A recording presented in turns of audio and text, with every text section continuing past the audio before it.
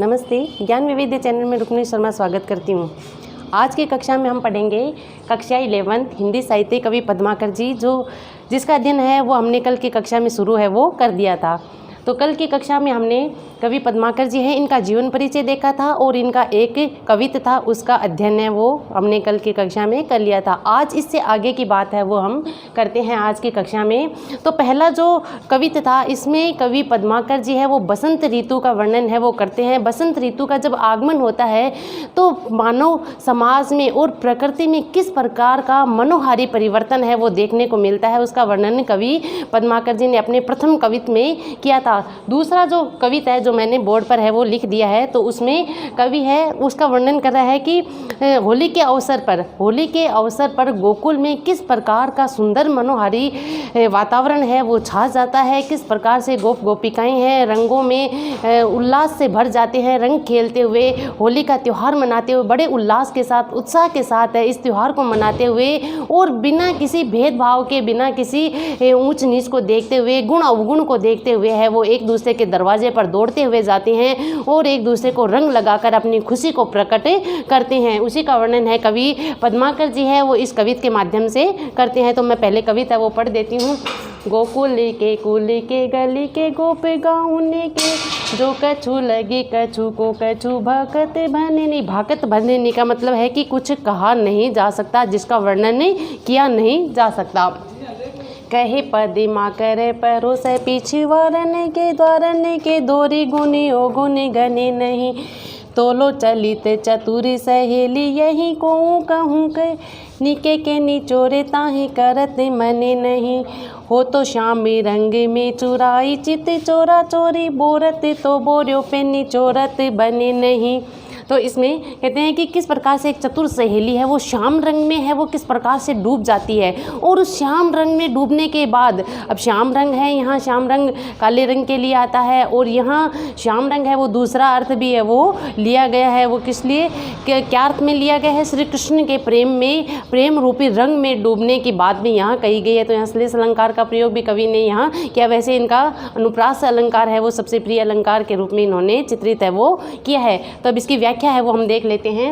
गोकुल के कुल के गली के गोप गाउन के, गोप यानी है, गोप का अर्थ है गोप और गोपिकाएं, यानी गोकुल गांव के, गोकुल के कुल यानी होता है परिवार।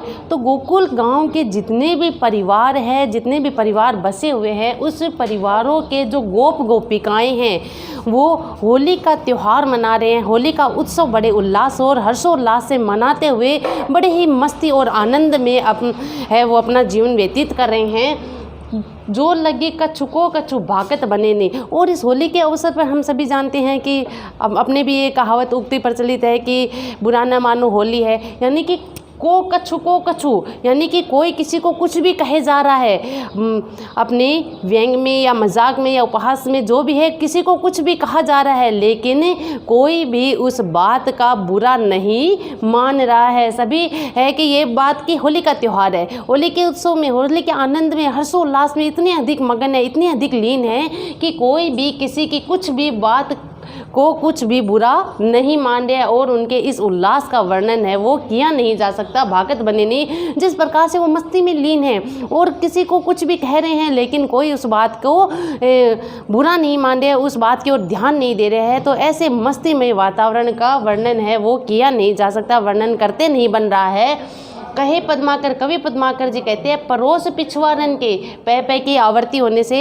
यहाँ अनुप्रास अलंकार है कि कहे पद्माकर परोस पिछवारन के। परोस मतलब होता है पड़ोस और पिछवारन मतलब घर के पीछे के जो पड़ोसी है उनके लिए कहा जा रहा है। कवि पद्माकर जी कहते हैं कि गोकुल गांव के जो गोप गोपिकाएं हैं वो अपने जो पड़ोस में रहने वाले हैं, दाएं बाएं रहने वाले, पिछवारन अर्थात अपने घर के जो पीछे रहने वाले हैं, उनके द्वारन के दोरी, द्वारन मतलब होता है द्वार पर, दरवाजे पर, दोरी का अर्थ होता है दौड़ना।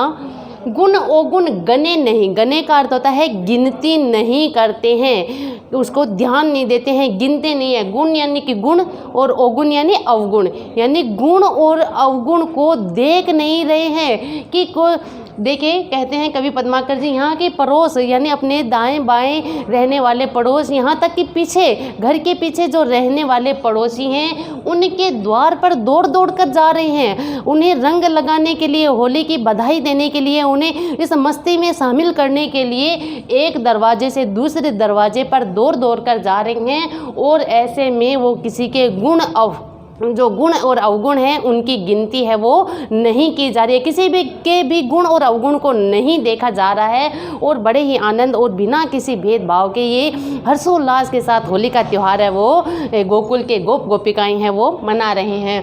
नीके के निचोरे तो लो चलित चतुर सहेली यही कहूँ। तो एक गोपी कहती है कि मैं अपनी एक चतुर सहेली है कि मैं अपने एक चतुर सहेली के घर चलती हूँ। और चलित चतुर सहेली, उस अपनी एक चतुर सहेली है, अपनी एक चतुर गोपी है, उसे मैं क्या कहूँ, उसे मैं कैसे समझाऊँ कि यही कहूँ मतलब कहूँ क्या कहूँ उसे, कि मैं क्या कहकर है वो समझाऊँ कि वो बावरी है कि नीके के निचोरे ताही करत मने नहीं, कि वो पूरी तरह से काले रंग में डूबी हुई है, काले रंग से भीगी हुई है। और मैं उसे समझा रही हूँ कि वो निचोरे मतलब निचोड़ ले अपने वस्त्रों को, इस काले रंग से निचोड़ ले, इस काले रंग को अपने वस्त्रों से निकाल दे। लेकिन वो मेरी चतुर सहेली है कि इस मने नहीं, इस बात को मानने के लिए तैयार नहीं है। एक गोपी अपनी सहेली के बारे में कहती है कि मेरी एक चतुर सहेली है जिसे उसे मैं क्या कहकर समझाऊं, किस तरह से मैं उसे समझाऊं कि वो पूरी तरह से काले रंग में भीगी हुई है। और मैं उसे कहती हूँ कि वो नीके के निचोड़ी यानी कि अपने वस्त्रों को इस काले रंग से मुक्ति दे ले, काले रंग से निचोड़ ले।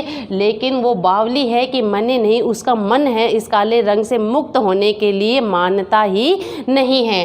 हो तो श्याम रंग में चुराई चित चोरा चोरी। और वो क्या कहती है, क्या तर्क वितर्क है वो करती है कि मैं तो इस श्याम रंग में, कि मुझे इन काले रंग से मुक्ति नहीं पानी है, मैं तो इस श्याम रंग में, श्याम रंग यहाँ देखिए श्याम रंग का दो अर्थ में प्रयोग है वो है, एक तो श्याम रंग है कि काले रंग में, और दूसरा आता है कि श्याम रंग यानी कि श्री कृष्ण के लिए श्याम का प्रयोग है। तो श्याम के प्रेम में यानी श्री कृष्ण के प्रेम में डूब चुकी है वो, और कहती है कि मैं तो इस श्याम रंग में अर्थात श्री कृष्ण के प्रेम में पूरी तरह से ही डूब चुकी हूँ। और मैं अपने चित्त को इससे अलग नहीं करना चाहती हूँ, अपने इस मन को इस श्याम रंग से नहीं विमुख करना चाहती हूँ। अपने ये जो श्याम रंग मेरे मन में, मेरे न केवल ऊपर के वस्त्रों में बल्कि मेरे मन तक को ही रंग गया है, और मैं अपने इस मन से इस श्याम रंग को विमुख नहीं करना चाहती हूँ, जिसे मैंने अपने चित्त में है वो बसा लिया है चोरी चोरी, यानी कि चुपचाप चुपचाप है, चुपके चुपके मैंने इस श्याम रंग को अपने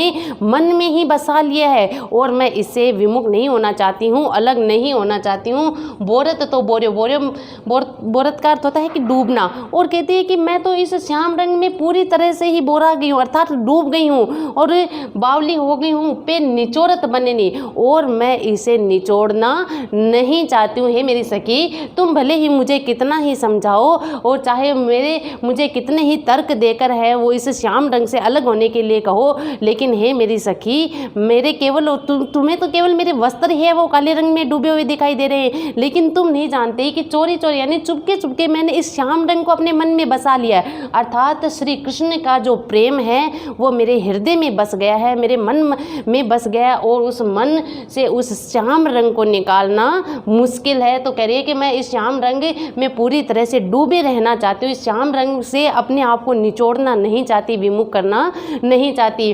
तो ये अपनी इसके पद व्याख्या थी। तो इसमें देखिए कवि पद्माकर जी है, इन्होंने परोस पिछवान, पद्माकर परोस पिछवान यहाँ अनुप्रास अलंकार का प्रयोग किया है।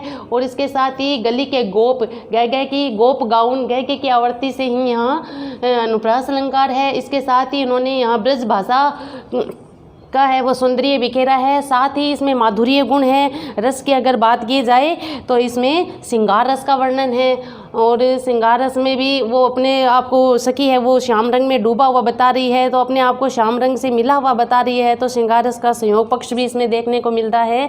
और इसके साथ ही इसमें और कृष्ण के रंग में यानी श्याम रंग है। यहाँ पर देखिए श्लेष अलंकार है, एक तो श्याम रंग यानी कि श्री कृष्ण के प्रेम के लिए आया है, दूसरा काले रंग के लिए आया है। तो यहाँ दो अर्थों में इसका प्रयोग होने के कारण यहाँ श्लेष अलंकार भी है, वो उसका वर्णन भी है। तो बहुत ही सुंदर वर्णन है कवि ने यहाँ होली के अवसर का किया है। अब अगला जो कविता है वो देखते हैं। अगला जो कविता है वो वर्षा ऋतु के संबंध में है। कवि वर्षा ऋतु का वर्णन करते हैं कि सावन महीने का वर्णन करें कि सावन का जब महीना आता है, वर्षा ऋतु जब शुरू हो जाती है और उसमें सावन का महीना आता है तो अत्यंत ही मनमोहित करने वाला, मनमोहक वातावरण वाला महीना ये होता है। इसमें वर्षा की छड़ी है वो लग जाती है और ऐसे में न केवल प्रकृति अपना सौंदर्य है वो निखारती है, बल्कि इस जो मानव समाज है इसमें भी बहुत से परिवर्तन होते हैं। मन को प्रसन्न करने वाले परिवर्तन है वो हमें मानव समाज और प्रकृति में देखने को मिलते हैं। उसी का वर्णन करते हैं। और सावन के महीने में झूले झूले जाते हैं और जो भंवरों की गुंजार है वो भी एक अलग तरह की सुनाई देने लगती है और चारों तरफ घनघोर घटाएं गिर आती है और बादलों को देखकर हम सभी जानते हैं मोर है वो अपनी केकी करने लगते हैं। मोर का बोलना केकी कहलाता है, तो वो अपनी मधुर आवाज़ में केकी करने लगते हैं। और कवि कहते जाते हैं एक अलग बात इन्होंने इस कविता के माध्यम से कही है कि सावन के महीने में जो बारिश होती है उसमें केवल पानी ही नहीं बरसता है, बल्कि क्या बरस रहा है, नेह यानी स्नेह, प्रेम यानी प्रेम बरसता है, यानी कि सब तरफ चारों ओर प्रेममय वातावरण है वो आ जाता है। सावन का महीना वर्षा ऋतु है, मिलन का महीना है वो कहा जाता है, मिलन की ऋतु आती है ये, तो इसी में है कि नेह बरसता है यानी कि प्रेम की बरसात है वो होती है। चलो हम देख लेते हैं। भोरन को गुंजन बिहार बन कुंजन में, मंजुल मनारन को गावनो लगत है। गावनो मतलब है कि गीत गाना, गीत गाते हुए लगना, गावना। कि भोरन को गुंजन, भोरन यानी भंवरे जो होते हैं, भंवरों का गुंजार करना, भंवरों की जो गुंजार है, जो विहार यानी होते हैं विचरते हुए, विचरण करते हुए, कहाँ, वन और कुंजन में, वन में और कुंजन, कुंज का अर्थ कल भी बताया था, लताओं वृक्षों से घिरा हुआ हरितमा से परिवेशित जो स्थान होता है उसे कहते हैं कुंज। तो कहते हैं कवि पद्माकर जी कहना चाहते हैं कि वर्षा ऋतु का जब समय आता है और उसमें भी सावन का जब महीना आता है तो जो भंवरे होते हैं वो वन और कुंजों में विहार करते हुए अपनी मधुर वाणी में गुंजायमान है वो कर रहे हैं। और उनका इस तरह से गुंजायमान करना मन को मन भावन लगता है, मन को मोहित करने वाला होता है। मंजुल मलारन को गावनो लगता है, और भंवरों का बोलना किस तरह का लगता है, मलारन यानी होता है मल्हार राग, जो मल्हार राग है सावन के महीने में गाए जाते हैं। वर्षा ऋतु का जो एक विशेष गायन जो होता है मल्हार राग में गाना, तो मलारन, तो उनका बोलना यानी भंवरों का गुंजाय करना कैसा लगता है, ऐसा लगता है कि मानो वो मल्हार राग है उसमें गीत गा रहे हो, गावनो लगता है गीत गाते हुए से लग रहे हैं। कहे पद्माकर गुमानहु ते मानहु ते। अब कहते हैं कि कवि पद्माकर जी कहना चाहते हैं कि गुमानो, गुमान या का अर्थ होता है अभिमान करना, दंभ में रहना, घमंड में रहना। तो कहते हैं ऐसा जो वर्षा ऋतु का जो महीना होता है, सावन का महीना है, उसमें अगर कोई प्रियतम है अपनी प्रियतमा से रूठ भी जाता है तो गुमानहु ते मानो, गुमान यानी अपने अभिमान में रूठ जाता है, तो जो नायिका होती है, प्रियतमा होती है, वो उसे किसी भी तरह से मना लेती है, उसका भी मान है वो रखती है, यानी कि अपने प्रियतम का, अपने नायक का रूठना भी उसे मान लगता है, उसको अपना स्वाभिमान है वो लगता है, और वो किसी भी तरह से इस महीने में, अपने जो मिलन का महीना कहा जाता है, इसमें अपने प्रियतम को किसी भी तरह से मना लेती है। प्राण हूते प्यारो मन भावनो लगत है, और जो प्रियतम होते हैं वो इस महीने में वर्षा ऋतु में प्राणों मतलब प्राणों से भी ज़्यादा प्यारे लगते हैं, मन भावन, मन को मोहित करने वाले, मन को बहुत ही अच्छे लगने वाले लगते हैं। मोरन को सोर घन घोर चहु ओरन है, मोरन से मतलब है मोर, मोर के लिए आया है, मोर पक्षी के लिए, कि मोरन को सोर, सोर जो शोर करते हैं, आवाज़ निकालते हैं, मधुर आवाज़ करते हैं। और हम सभी जानते हैं वर्षा ऋतु का जो महीना होता है, सावन का महीना, इसमें चारों तरफ से घटाएं हैं, घनघोर घटाएं, घनघोर से मतलब काली घटाएं हैं, घनघोर घटा है वो गिर गिर कर आती है, और ऐसे में मोर है उन काली घटाओं को देखकर है वो शोर करने लगते हैं, अपनी मधुर आवाज़ में केकी करने लगते हैं। चहु ओरन मतलब चारों ओर से घनघोर घटाएं गिर कर आती है, और इन चारों ओर से घनघोर घटाओं को देखकर चारों ओर से मोरों की जो केकी है आवाज़ है वो सुनाई देती है, मधुर आवाज़ है वो सुनने को मिलती है। हिंडोरन को वृंद छवि छावनो लगत है। वृंद एक ऐसे मनोरम परिवेश के लिए आया है कि हिंडोरन से मतलब हिंडे, झूले के लिए आता है कि झूलों को वृंद यानी कि जहाँ झूले डाले जाते हैं, एक ऐसा मनोरम स्थान, छायादार स्थान, मनोरम स्थान, तो वहाँ के जो हिंडोरन है उनकी छवि है उसको देखते ही बनती है। उनकी छवि है वो अत्यंत ही प्रिय लगने वाली है, मनभावन लगने वाली है। छावनो यानी कि बड़ी ही सुहावनी लगने वाली ये दृश्य होता है। नेह सर सावन में है बरसावन में। बरसावन देखिए, सर सावन, बरसावन, यहाँ देखिए ये अंतिम जो ये वर्ण है इनकी तुकबंदी है हो रही है, तो तुकबंदी शैली है, गायन शैली है, गे शैली में है ये कविता है वो लिखे हुए हैं। तो नेह को सर सावन में, नेह यानी कि प्रेम। और कवि पद्माकर जी कहना चाहते हैं कि जो सावन का महीना होता है उसमें मेह है मतलब बारिश, वर्षा, उसमें न केवल मेह बरसता है, पानी बरसता है, इसके साथ साथ पानी के साथ क्या बरसता है, नेह बरसता है, प्रेम बरसता है। क्योंकि इस समय प्रकृति में भी एक ऐसे परिवर्तन है वो देखने को मिलते हैं। प्रकृति भी अपना रूप यौवन है उसे श्रृंगार करती है, अपने आप को सजाती है, चारों तरफ हरितमा का वातावरण होता है, हरियाली छाई हुई रहती है। और ऐसे में कहते हैं कि सभी का मन कैसा होता है, हर्षोल्लास से भरा होता है, प्रसन्नता से भरा होता है। और इसमें सभी अपना वेर विरोध है वो त्याग देते हैं। अगर प्रियतम रूठा हुआ भी होता है तो प्रियतमा है, नायिका है, वो किसी भी तरह से उसे मना लेती है। और उसका रूठना भी उसे अपना मान लगता है, सम्मान लगता है, मान स्वाभिमान लगता है। तो कहते हैं कि बरसात में यानी बरसावन में, सावन के महीने में बरसात मेघ है वो बरसते हैं तो ऐसा लगता है कि वो पानी नहीं बल्कि क्या बरसा रहे हैं, नेह बरसा रहे हैं, प्रेम बरसा रहे हैं। और सावन में झूली वो सुहावनो लगत है। कवि पद्माकर जी अंतिम पंक्ति के माध्यम से कहना चाहते हैं कि सावन के महीने में झूले झूलना है वो अत्यंत सुहावने लगते हैं, अत्यंत प्रसन्नता देने वाले होते हैं, मन को मोहित करने वाले होते हैं। सावन में झूलना है वो, झूले से झूलना अत्यंत ही सुहावना लगते हैं। तो इसमें भी देखिए इसके अगर हमें शिल्प सौंदर्य की बात करें तो शिल्प सौंदर्य के अंतर्गत ब्रज भाषा का प्रयोग है वो कवि ने किया है। इसमें गुण की बात की जाए तो कौन सा गुण है, तो इसमें माधुर्य गुण है। क्योंकि प्रकृति का जहाँ भी वर्णन होता है, संयोग श्रृंगार का जहाँ वर्णन होता है तो वहाँ गुण कौन सा होता है, माधुर्य गुण होता है। तो प्रकृति का ही यहाँ सुंदर वर्णन है कवि ने किया है, तो यहाँ कौन सा है, माधुर्य गुण है। छंद की बात करें तो कवित छंद है।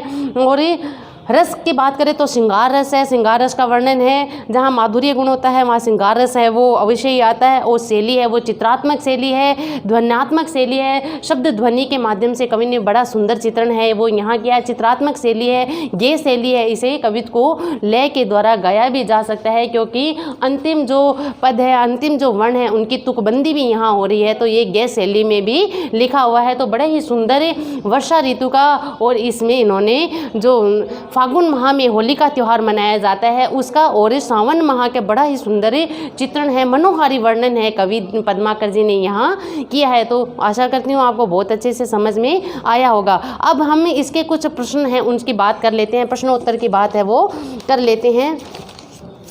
तो देखिए पहला छंद, पहले छंद में कवि ने किस ऋतु का वर्णन किया, जो हमने पहला छंद कल की कक्षा में पढ़ा था, तो कल की कक्षा में हमने जो पढ़ा था पहला छंद, उसमें कवि है वो किस ऋतु का वर्णन करते हैं, वो बसंत ऋतु का वर्णन करते हैं। ऋतुराज बसंत, ऋतुओं का जो राजा कहलाता है बसंत, उसका वर्णन करते हैं। और किस रूप में करते हैं, और इस ऋतु में क्या क्या परिवर्तन होते हैं। तो इस हम सभी जानते हैं बसंत ऋतु का जब आगमन होता है तो न केवल प्रकृति में बल्कि मानव समाज में भी बहुत सारे परिवर्तन है वो हमें देखने को मिलते हैं। चारों तरफ है कि हरितिमा है वो छा जाती है, हरितिमा वाला परिवेश है वो आ जाता है। प्रकृति भी अपने सौंदर्य को निखारने में लग जाती है, अपने सुंदरता को निखारने में लग जाती है। और बसंत ऋतु के आगमन से ही भंवरों की एक अलग प्रकार से गुंजार सुनाई देती है। अलग पेड़ पौधे हैं, वृक्ष है, वो फल फूलों से लद जाते हैं और एक अलग प्रकार का वातावरण है वो चारों तरफ दिखाई देता है। और इसके साथ ही बसंत ऋतु में है तो ऋतुराज को आए हुए 2 ही दिन होते हैं। कवि पद्माकर जी बताते हैं कि केवल 2 ही दिन आए हुए होते हैं ऋतुराज बसंत को, कि प्रकृति में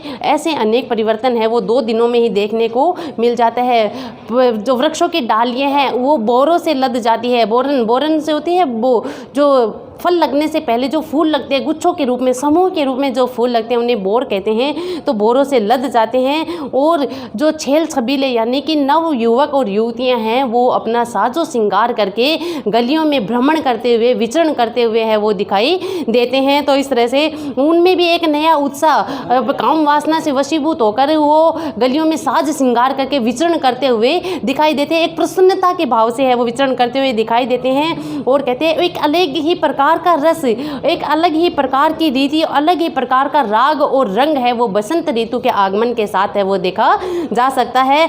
और तन और मन है वो भी एक अलग प्रकार के उल्लास, उत्साह और प्रेम से सारोबार है वो हो जाते हैं बसंत ऋतु के आगमन में। तो इस तरह का परिवर्तन है वो कवि पद्माकर जी ने बसंत ऋतु के आगमन के साथ बताया है। दूसरा प्रश्न देखते हैं, होली के अवसर पर सारा गोकुल गांव किस प्रकार रंगों में डूब जाता है। जो मैंने अभी इसकी व्याख्या की है कि होली का अवसर आता है तो गोकुल गांव, गोकुल की जो होली है बहुत ही जग प्रसिद्ध है ना। तो वहाँ पर न किसी प्रकार का, बिना किसी भेदभाव के, बिना किसी ऊंच नीच के, बिना किसी के गुण अवगुण देखे हुए कोई भी किसी को कुछ कह रहा है, लेकिन कोई भी किसी की बात का है वो बुरा नहीं मानते हैं और अब एक द्वार से दूसरे द्वार तक वो दौड़ दौड़ कर जाते हैं, एक दूसरे को प्रेम का रंग है वो लगाते हैं, प्रेम के गुलाल से रंग देते हैं, रंगों से रंग देते हैं और कोई भी किसी की बात का बुरा नहीं मानता है।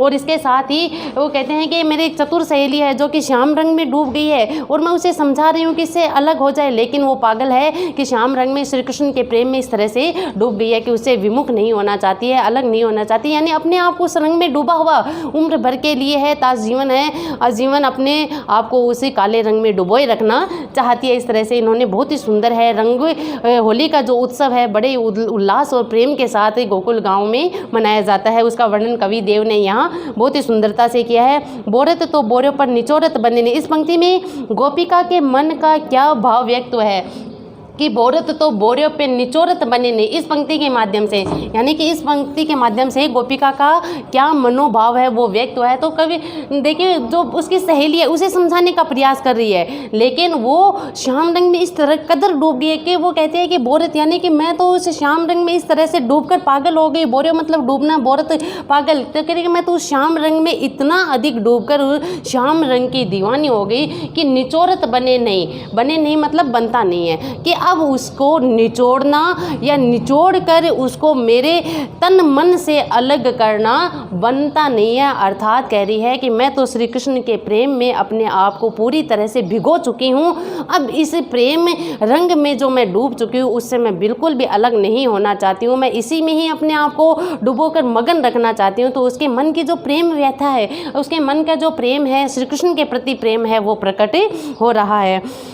तीसरे छंद में कवि ने सावन ऋतु की किन किन विशेषताओं की ओर ध्यान आकर्षित किया है। तो तीसरा छंद है तो सावन की किन किन विशेषताओं, जब सावन ऋतु आती है, सावन का जो महीना आता है, वर्षा ऋतु का जो ये विशेष महीना माना जाता है, सावन भादो है जो वर्षा ऋतु के दो विशेष महीने माने जाते हैं, तो उसमें सावन एक विशेष महीना है वर्षा ऋतु का। और इसमें हम देखते हैं कि चारों तरफ से घनघोर काली काली घटाएं हैं वो घिर कर आती है, वर्षा की झिरमिर झिरमिर झड़ी है वो लगी रहती है, बड़ा ही मन भावन वातावरण है वो चारों तरफ हो जाता है। और इसी के साथ यह जो ये भंवरों का जो गुंजायमान करना है, विचरण करना है, वन और कुंजन में विचरण करना है, वो भी कैसा लगता है, ऐसा लगता है कि मानो एक वर्षा ऋतु में गाया जाने वाला एक विशेष राग में जो मल्हार गीत है वो गा रहे हो, ऐसा लग रहा है। और कहते हैं कि ऐसे में सावन ऋतु में, वर्षा ऋतु में अगर प्रियतम रूठ भी जाता है तो जो नायिका है वो किसी भी तरह से उसे मना लेती है, क्योंकि वर्षा ऋतु का महीना मिलन का महीना है वो कहा जाता है,